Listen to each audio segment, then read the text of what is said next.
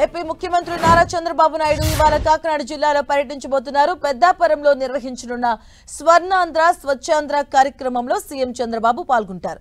ఇందుకోసం ఆయన ఇవాళ ఉదయం 11 గంటలకు పెద్దాపురం జి రాగంపేట రోడ్డులో ఏర్పాటు చేసిన హెలీప్యాడ్ కు చేరుకుంటారు.